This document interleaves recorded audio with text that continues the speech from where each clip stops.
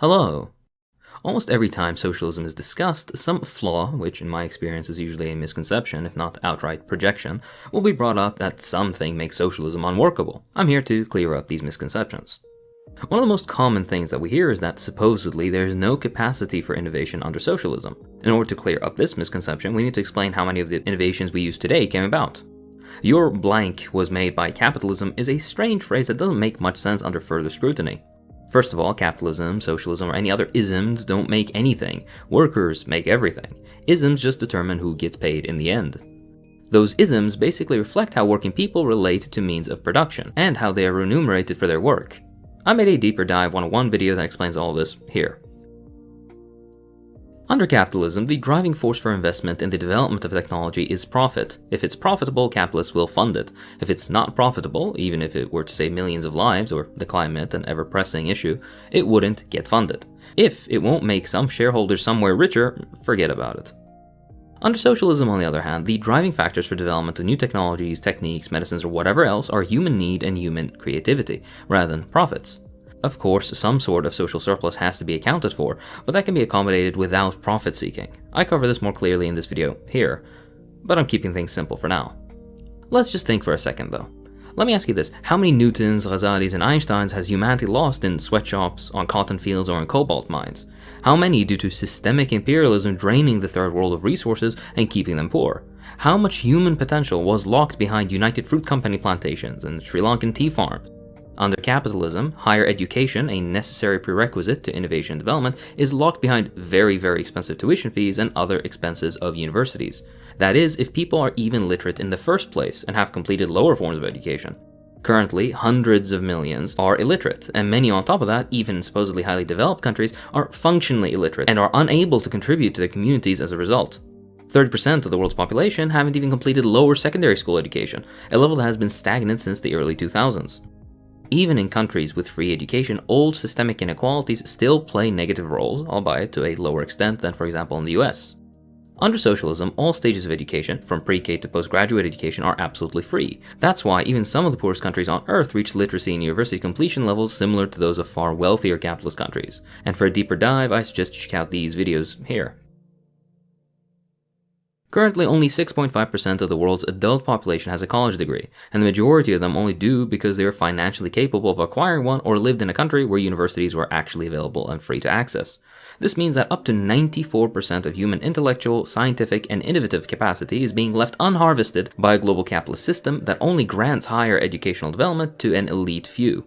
Capitalism, in reality, actually stifles useful innovation.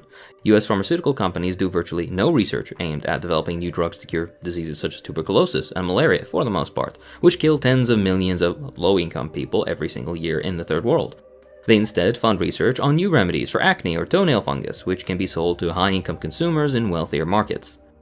Even when massive outbreaks occur, unless there is massive financial incentive along with state and tax subsidies, nothing happens. That's not even commenting on parallel development by two firms of the same or similar technology, wasting twice as many resources so that one reaches the market as quickly as possible, even through dubious means if necessary.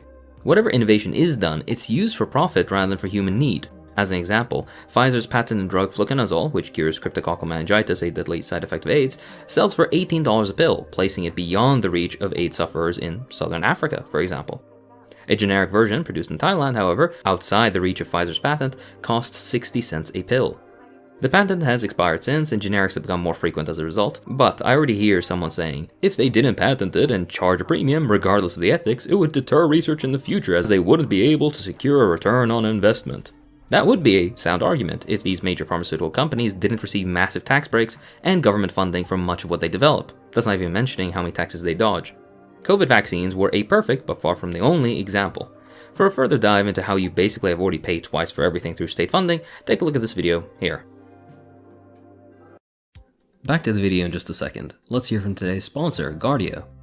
Guardio is a browser extension which helps you protect yourself as you browse online on all your devices. Plenty of people save sensitive data directly on their browsers, including banking information and passwords. This is an attractive opportunity for scammers to try to gain control of your system, but that won't happen with Guardio.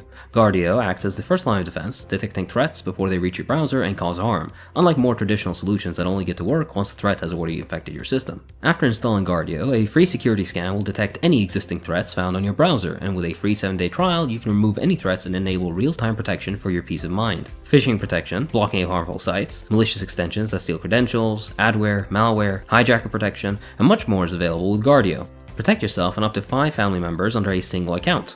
Avoid installing malware or falling victim to scams, and get active real-time alerts when your information could be at risk. So, what are you waiting for? Click my link in the description to start your 7-day free trial, as well as get 20% off Guardio Premium. No charge during the free trial, no commitment, and a 30-day money-back guarantee. Guardio blocks 100 times more harmful websites and 10 times more malicious downloads than any competitor. Get Guardio now and protect your online browsing and information. Avoid installing malware and falling victim to scams, and get real-time alerts when your information could be at risk. So, if you want a clean and secure browsing experience, click my link in the description and check out their affordable premium plan for full protection.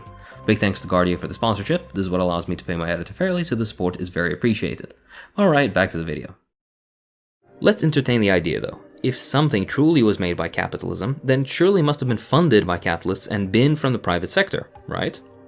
Surprisingly, the majority, I dare say even all of the things we've become so close with, came out of government-funded public sector projects, not the private sector. Funding came from either the public, from civilian government institutions, or from the military. To give examples of things that came out of government funding overall, touchscreens were developed by government enterprises in Britain and by CERN.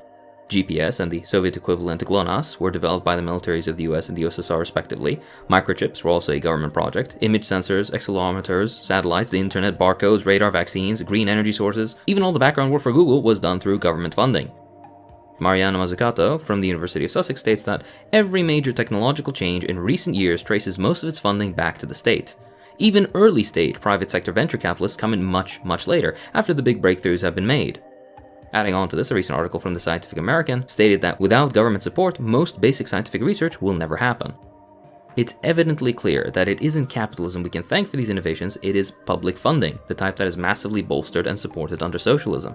In fact, innovation has happened not due to capitalism necessarily, and in many instances has happened in spite of it.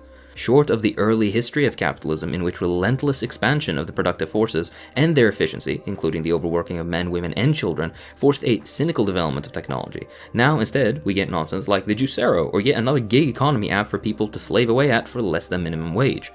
To consider capitalism as the source of humanity's recent great achievements is silly to say the least. Intelligent people, working very hard, with a state behind them that provides them with the funds, equipment, education, and facilities they need are what we should thank. Under socialism, massive public projects for this sort of great innovation aren't only possible, it's already happened before. For science, socialism is what will lead the road ahead. On an interesting side note though, a lot of innovation did happen under socialism, contrary to the usual nonsense you hear. Satellites, LEDs, the first nuclear power plant in Obninsk, some of the first antibiotics, interlaced video, methods for preventing the transfer of HIV from mother to child, cadaveric blood transfusion, laser eye surgery, the electric rocket motor used for spacecraft to this day, space stations, lung cancer vaccines, even the first mobile phone, and much more were all invented or done in socialist countries.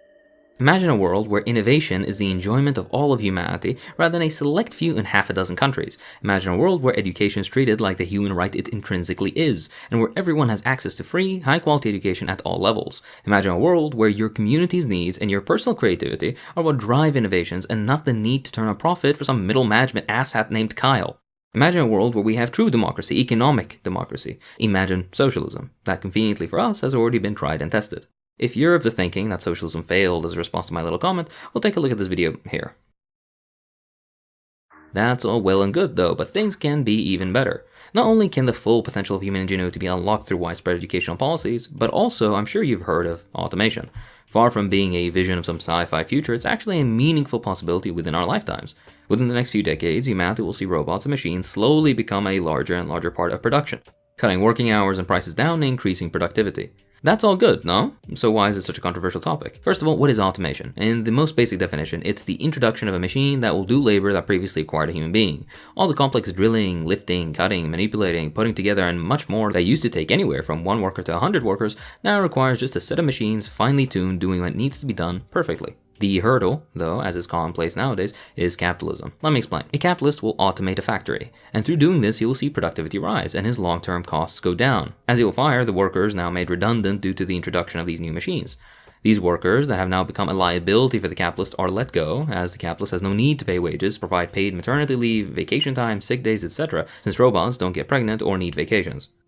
The sheer amount of jobs that will be lost due to automation is staggering. Truck drivers, who occupy millions of jobs in the United States alone, will all lose their employment due to the advent of self-driving cars. Cashiers, clerks, receptionists, and anyone working behind a stand or counter of any sort will lose their jobs to computers. Even more highly intricate or technically involved jobs can face certain threats from this development.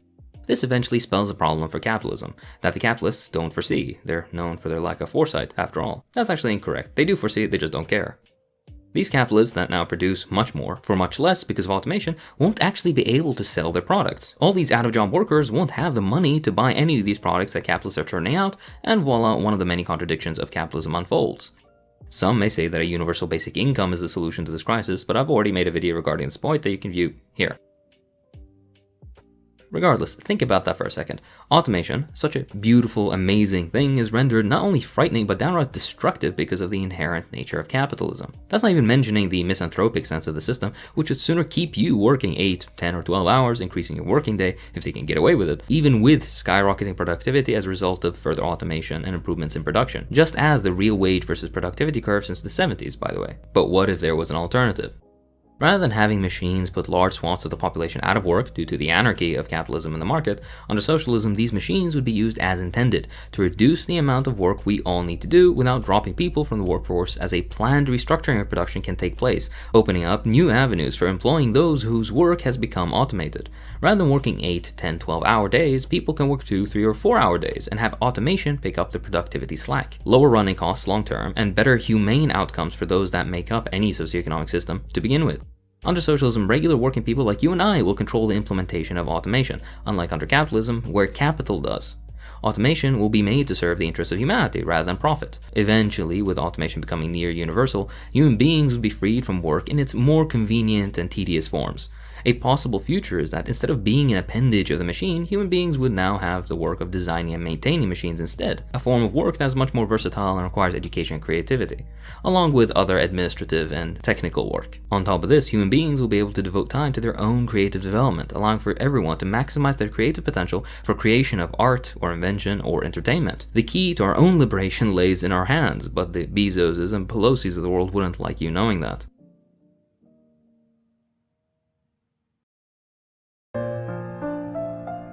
That's all for this time. If you enjoy what I do, then please consider supporting me on Patreon. It really does help.